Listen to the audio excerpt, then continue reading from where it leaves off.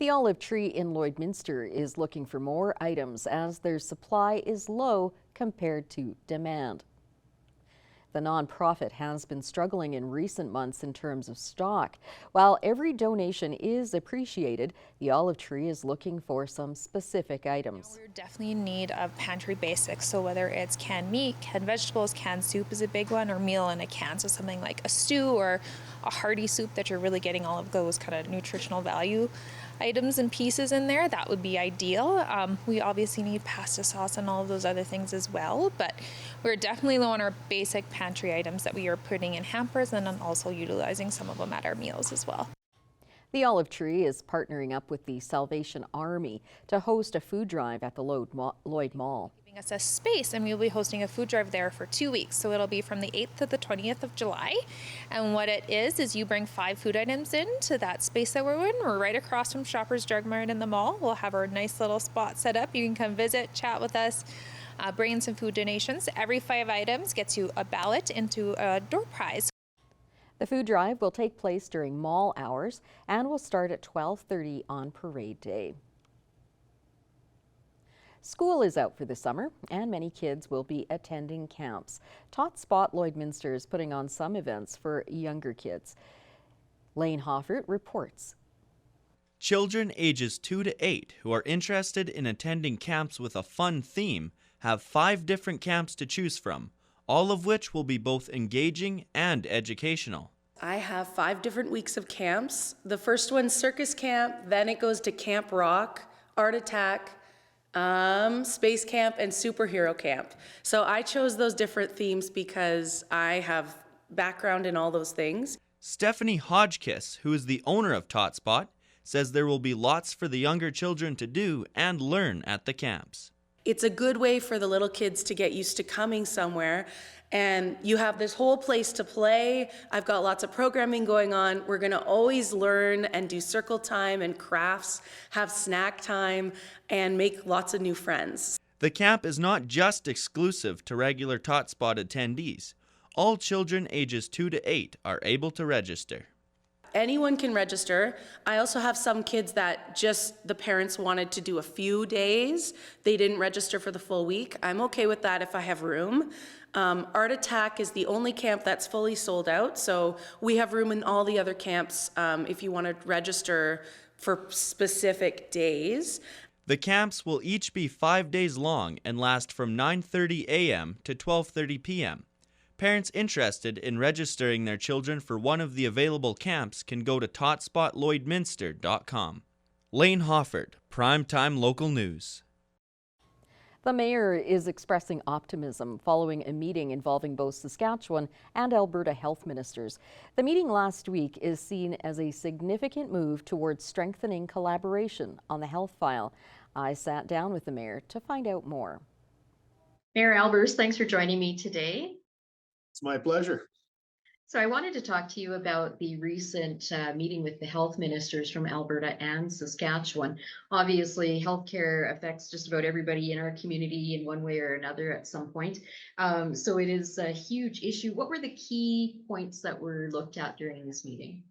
Well, as you started, healthcare is key to our community, but even to the greater area. And the city of Lloydminster Hospital serves a large contingent of people for various services that they may not be able to obtain at their local hospital or in some of the smaller communities around us. So that was one of the main points with the ministers, is that the catchment area that the Lloydminster Hospital serves is not just the city of Lloydminster. It's a much greater area. And that was very much emphasized to the ministers. And I think they got that point very clearly. The other piece that we wanted to bring to their attention was there's some very lagging issues, and one of them is healthcare sharing of information. It's a huge challenge because with the 2 provinces, they operate different computer systems, and information has been a long time challenge for a lot of people. We know people that have carried their health charts with them from one province to the other and back and forth, and really it's a challenge when you are a Saskatchewan resident and doctor in Edmonton potentially, or vice versa from the Lloyd's Alberta side or the Alberta side and end up in Saskatoon. Your information isn't available to your healthcare professional, and they want to give you the best service. You want to receive the best service, but how do we have that meet in the middle? I guess the unfortunate thing about that, there's always so much red tape. I know Alberta has red tape reduction, but when you involve two governments, with things, how long could something, to resolve that situation take? Well, as it was referred to the ministers, that former health minister in Alberta said 2 weeks. And I won't quote any names in any time frame, but it was really challenging. And I think our MLAs feel it each and every day. They hear about it from that perspective. Work has been carried out in the Alberta legislature for legislation to allow for it to happen, but the regulations. So what we heard clearly was there are some other challenges outside of healthcare, namely the privacy commissioners, which have a responsibility to Albertans or Saskatchewan residents, depending on which province they represent. But at the same token, I think it's back to the point, it's our health information. I would want my doctor or a doctor or whoever was giving me care to have the best information possible, provide the best service they can provide. And it's going to be extremely frustrating for our healthcare providers saying, well, shouldn't this information be available? And it isn't. So that was a point that was very much discussed at length with the ministers of health. Was the issue of doctor to patient ratios or anything like that discussed? I know when I first moved here, it was a little difficult to find a doctor, but luckily I have one now. So I was just wondering if that was looked at all. It wasn't looked at this time. That's raised on a regular basis with the Lloyd District Health Advisory Committee, which meets with SHA and occasionally with AHS. And it's been brought up, I can tell you, with other ministers and conversations I had, but that was not one of the items directly. We had an hour and a half, and that disappears fairly quickly when you get a group of people together discussing issues and trying to stay out of operational type things and looking at that much higher level where the ministries are responsible for Alberta Health and Saskatchewan Health. And a lot of discussion around the bi-provincial memorandum of understanding for healthcare services that were signed by former ministers, and making sure that the ministers were aware that that document needs to be revisited regularly by them as well as their staff and the department staff to ensure that those roadblocks and the red tape you referred to are actually being taken down and being resolved. And it's a complicated file. The two largest provincial budgets in government are both healthcare in each of the respective provinces, but it seems that we don't always get that connection in Lloydminster. So there was some discussion, I understand, about rehabilitation of the hospital and possibly expansion. I mean, how many years down the road would that be? And it's probably needed right now. You're absolutely right. It's needed right now. There was a series of studies that were shared. The ministers have them completed, I believe, in 2007, another one in 2013. There's a lot of discussion about a refresh, and that's really, I think, where we're headed. How in depth do we need? I think the ministers both agreed, or all four ministers and three ministers of health and our local MLA, and the Honorable Colleen Young was there, as well as Garth Rosewell, MLA for Alberta, that we need to get moving sooner than later. And we want to do it right. We're asking them to do it right, but in the same token, making sure that with the numbers, because we have the numbers, we believe we have census numbers to support it from the community through Stats Canada, as well as the surrounding area and the information. So we're hoping sooner than later. Again, it takes two provinces in that case to work together on budgetary, and that was requirements, and that was discussed. So I won't I would be love to be optimistic and say 2025 we're going to see things happen. I hope it's not much later than 2025 and a real plans comes together and moving forward in 2026. But the identification of the needs of capital needs were identified. Problem is how much and the processes. And each province has a slightly different process. So there's some work to be done there. But they got a commitment from the ministers. They're going to see the bi-provincial committee meet 4 times a year from 2, which is key. Those are the Saskatchewan Health and Alberta Health people. I have that pleasure of sitting on that committee, as well as the ministers felt they should be there once a year, which I really appreciate very much from that perspective. I think council got that message as well, that it was important that they are sitting at the table once a year and making sure somebody is being held account, because it's their budgets. It's not a city budget, it's a provincial budget. And we need to make sure that our elected officials and those that are in charge truly hear the messages from our community. Mayor Albers, you sort of mentioned it already, but how do you feel moving forward after this meeting? I feel reserved confidence that we've got the people at the table that can make things happen. Now, it's always the action after the fact, but I think it was very clear that the ministers, it was the first time that I'm aware of that the ministers of health for both provinces have met face to face in this city.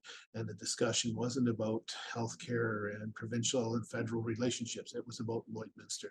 So that brings me some reassurance that we're on the radar, as they often refer to it as.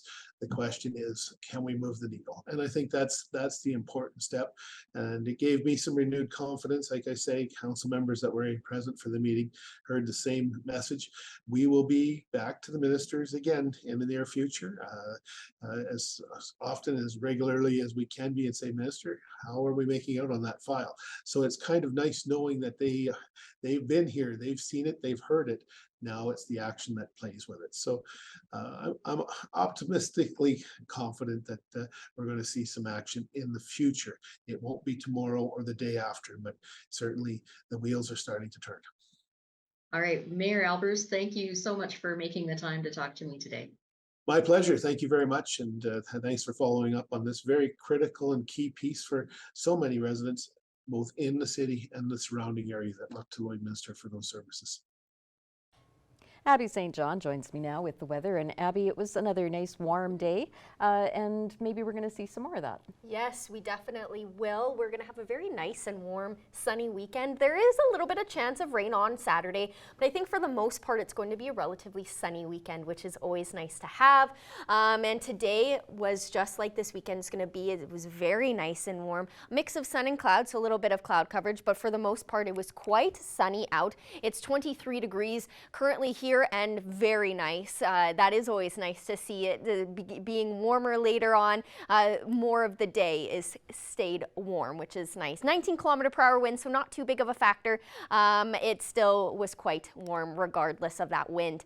Current temperatures in Alberta similar to what we're seeing here in Lloydminster, 23, also out in Vermilion, Vegreville, Bonnyville and Lac La Biche, 22 in Marwayne, St. Paul, Edmonton, and in Provost, 24 in Wainwright, and 25 in Cold Lake. And then in Saskatchewan, also similar to what we're sitting at as well, 25 up in Isle Cross, Green Lake, Meadow Lake, and in Maidstone, 23 in Pierceland and St. Walburg, 22 in Macklin, and 21 out in North Battleford. And overnight tonight in North Battleford, drop down to just 12 degrees, clear to partially cloudy skies, so it's going to be a nice evening out. Wind not too much of a factor, 13 km/h. And then tomorrow, a daytime high of 25, some sun, and then it'll start to turn cloudy as the day goes on, but it's going to be a very warm day out tomorrow. Wind, again, not too strong, 15 km/h. And then Cold Lake overnight will drop down to 12 as well. Mainly clear skies, so another nice evening out tonight, 11 km/h winds. And then tomorrow, a daytime high of 26 degrees out in Cold Lake, so it'll be very nice and warm and partially to mostly sunny. So you'll get a lot of sunshine out tomorrow in Cold Lake, 19 km/h winds. Overnight tonight here in Lloydminster will also sit at 12 degrees, mainly clear, 13 km/h winds, so we'll have a tiny bit of cloud coverage. And then tomorrow, to break down the day, 6 a.m., mostly sunny, 12 degrees, 15 km/h winds, and then it'll pick up quite warm to at noontime. It'll be around 22 degrees, but quite windy, 26 km/h winds, so that will pick up tomorrow.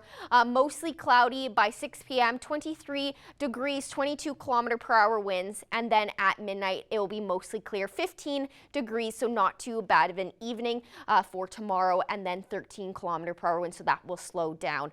And then over the next 3 days here in the border city, like I said, a high of 25 and a low of 12 for tomorrow, mostly cloudy, and that wind will start to pick up. And then on Saturday, like I mentioned earlier, there's about a 60% chance of a couple afternoon showers, mix of sun and cloud with a high of 24 and a low of 12. And then on Sunday, it should be mostly sunny, so it should be a very nice Sunday with a high of 25 and a low of 13. So this weekend is gearing up to be quite nice, quite warm, a little bit of rainfall, but mostly sunny, which is always nice to see, especially for the weekend. So definitely take advantage of that. That's the first look at your evening weather forecast. We'll have more news coming up after the break.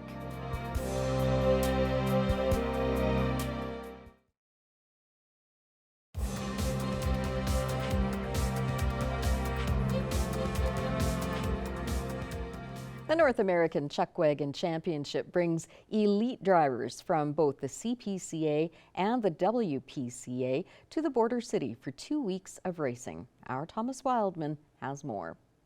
Today I'm joined by Brinley Hassan, the radio announcer for the CPCA, and we're here at Halstead Downs where the NACC will be taking place throughout the next 2 weeks. And so thank you so much for being with me today, Brinley. Thank you so much for having me, Thomas. All right, Brinley, so before we start here at the NACC, we had Onion Lake this past weekend, of course, during Canada Day. So just how are the races up north at Onion Lake? I mean, Onion Lake, they put on a really awesome show there. We're really lucky to work with so many good committees. The races were pretty jam-packed exciting there at Onion Lake. Logan Gorst took another Dash for Cash win as well as an aggregate championship. So, I mean, the man is on fire this year. You got to give it to him for sure.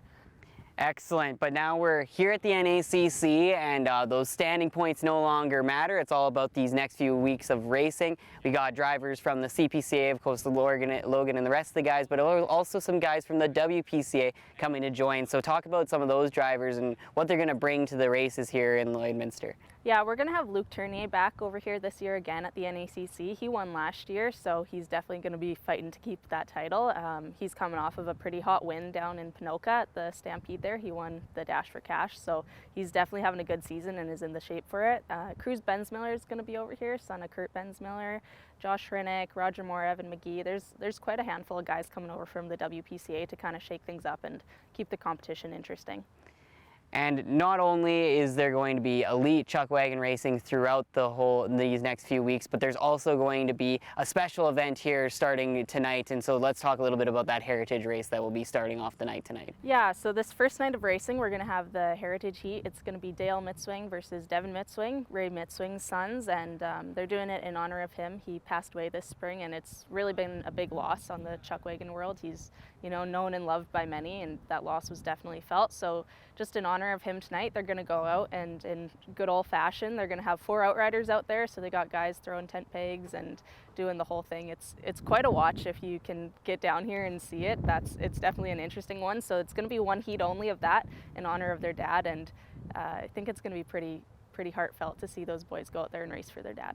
Excellent, and on top of that, there's going to be a few other events at the track as well as throughout the next few weeks. There's going to be the pony wagons as well, and there's also that golf tournament that will be taking place over the weekend. So a little bit about those fun events that'll have people in Lloydminster have plenty of excitement over these next 2 weeks. Yeah, it's definitely going to be a really busy one here.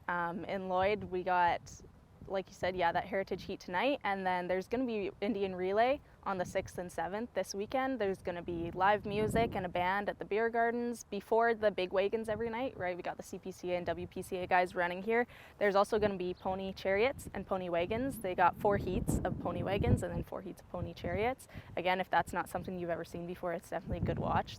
It's going to be a really good show here. They got it pretty jam-packed. There's going to be trick riders tomorrow night, and then another night. They're coming next week too as well.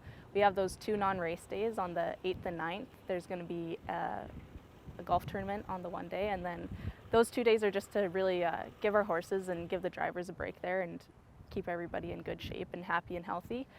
Sunday is going to be family day, which our standby vet, Taryn, she really put that together and did a really awesome job. There's going to be kind of everything going on. There's bouncy houses for kids, there's coloring competitions, there's all sorts of stuff to come down here and check out. You can see some of that stuff on the NACC Facebook page. They have the info posted on there too. Excellent. So it's going to be a great set of races here at Halstead Downs, and you better be here for every single night because it's going to be a fantastic set of chuck wagon races. The Lloydminster Heavy Oil Show is taking place in September, and applications for booths and tickets are now available. Abby St. John has more. I'm happy to be joined here today by Andrew Oracheski. He is the chairperson for the Lloydminster Heavy Oil Show. Thank you so much for joining me today. You bet.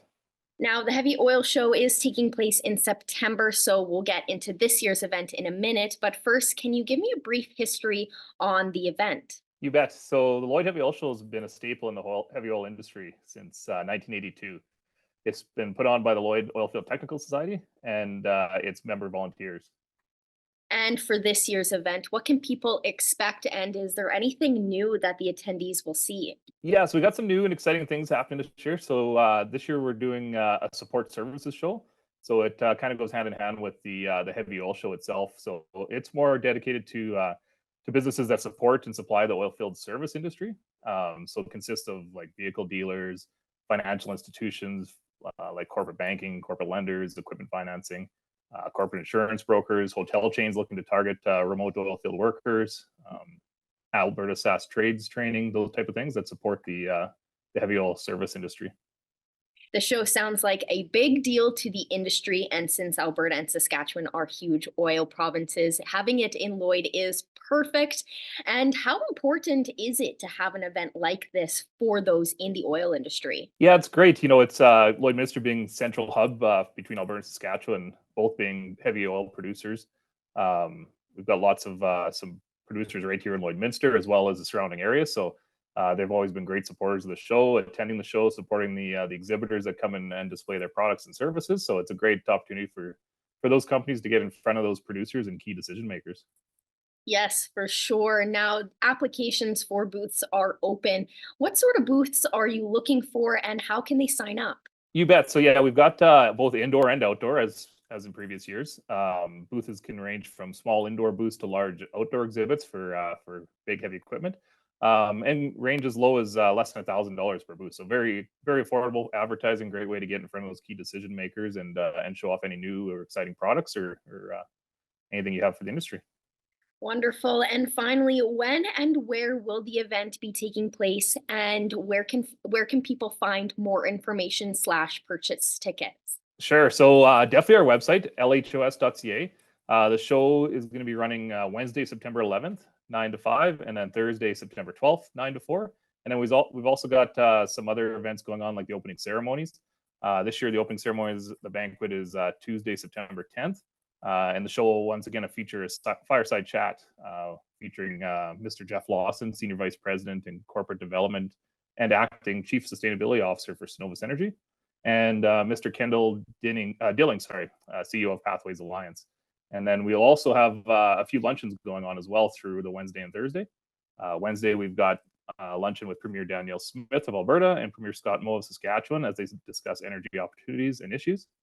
And then on Thursday, will be some prominent energy service officials. We'll be speaking on the energy industry of today, tomorrow, and the future. So tickets for all those events are also available on the website. They're available for purchase now, along with the booths.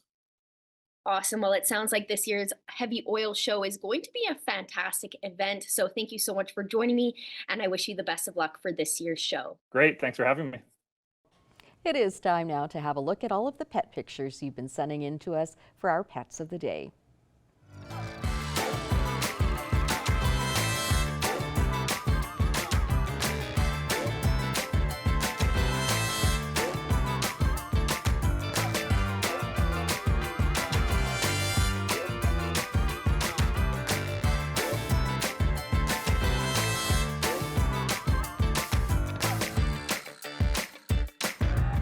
We want to see your pets. Send photos of your pet and their name to have them featured on Pet of the Day.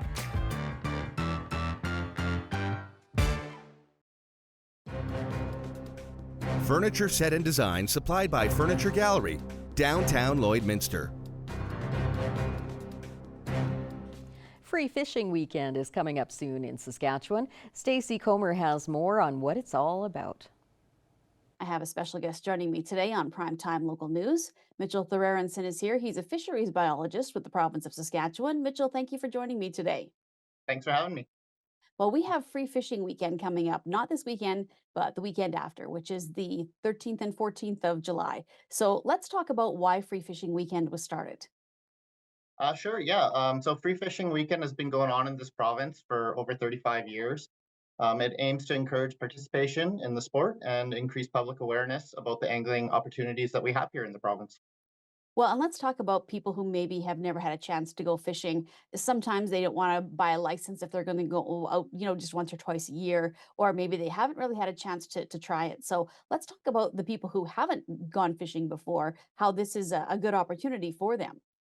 Absolutely, yeah. It's the Ministry of Environment. We encourage everyone to take advantage of Saskatchewan's lakes and rivers and give fishing a try with no license required during the province's annual summer free fishing weekend.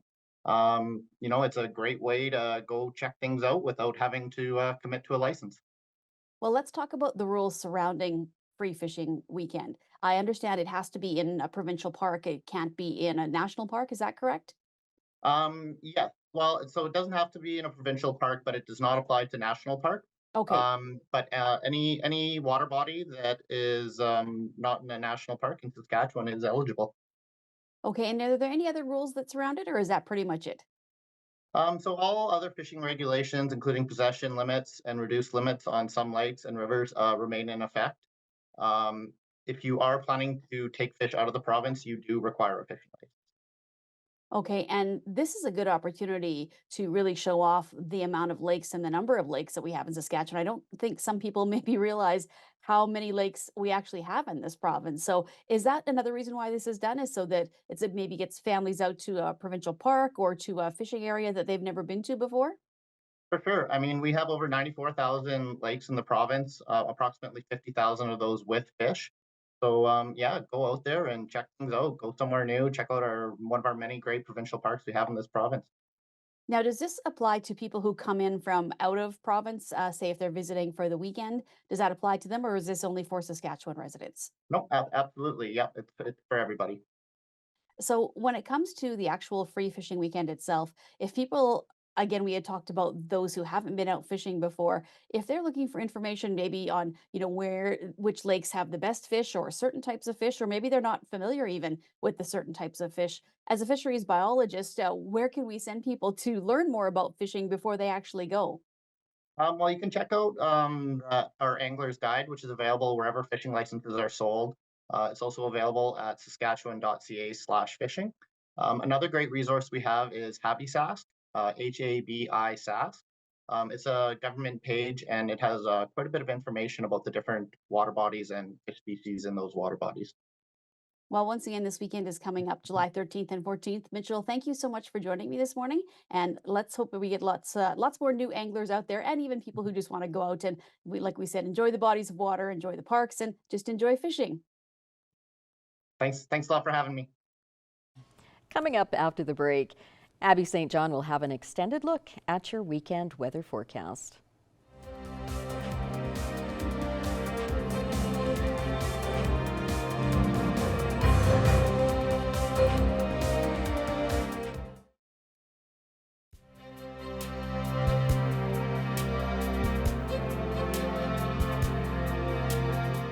Welcome back. We saw a very gorgeous day out today, and we are going to see that into this weekend as well. A little bit of rainfall, but for the most part, it's going to be nice and warm, and even into next week, we're going to hit the 30s, so that's always nice to look forward to. But currently here in Lloydminster, we're at 23 degrees, and then in Alberta, similar temperatures, 26 up in Cold Lake, 24 in Athabasca, 22 in Edmonton, Whitecourt, and Rocky Mountain House, and also out in Jasper, and 21 in Red Deer and in Edson.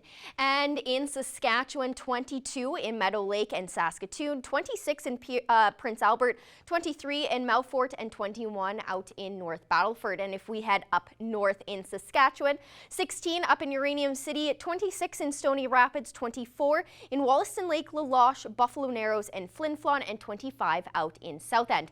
And up north in Alberta, 26 out in Fort Chipewyan, 28 in Fort Mac, 20 in Slave Lake, 28 in High Level, 23 in Peace River, and 24 out in Grand Prairie. And if we head down south in Alberta, 21 out in Medicine Hat, Coronation, and in Banff, 20 in Calgary, and 22 out in Lethbridge. And in Saskatchewan, 25 in Kindersley, 22 in Moose Jaw, Yorkton, and Estevan, 24 in Regina, and 19 out in Swift Current. Overnight tonight in North Battleford will drop only to 12 degrees, so it's going to be a nice warm evening out. 13-kilometer-per-hour winds, and it should be clear to partially cloudy. And then overnight tonight in Cold Lake, it will also drop down to 12 degrees, mainly clear, 11-kilometer-per-hour winds. So it's going to be a nice evening out in the area. And then more overnight temperatures across the region. Overnight tonight, 13 degrees in Meadow Lake and in Bonnyville, 11 out in Provost, 16 in Isla Crosse, and 12 out in Paradise Hill. And it's going to be mainly clear or partially cloudy skies, and wind won't be a huge factor at all. So it's going to be a nice evening across the region. And then more overnight temperatures tonight in Murnum, Unity, and in Calgary will be 11 degrees, 12 in Pierceland, and 10 out in Wainwright. And again, clear or partially cloudy skies as well, and wind around 11 kilometers per hour, so not too bad as well. Overnight tonight here in Lloydminster, we'll drop to 12 degrees, so we will have a relatively warm evening as well. Mainly clear and about 13 kilometer per hour wind, so that won't be too bad. And it will pick up into tomorrow as well, so that wind will definitely pick up to about 26 kilometer per hour winds for tomorrow. High of 25 and a low of 12, mostly cloudy. And then on Saturday, we have about a 60% chance of a couple showers in the afternoon with a high of 24 and a low of 12. And then on Sunday, it should be mostly sunny and nice with a high of 25 and a low of 13. And then to start your week off on Monday, it warms up quite quickly, high of 28 on Monday, a mix of sun and cloud with a low of 14, and then we hit the 30s on Tuesday. Mostly sunny and very warm, high of 31 and a low of 16.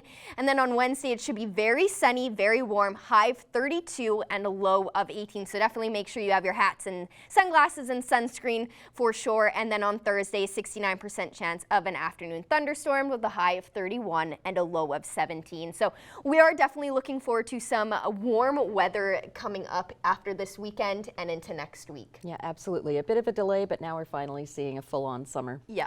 That's all that we have for you this evening. Thanks so much for joining us, and have a good night.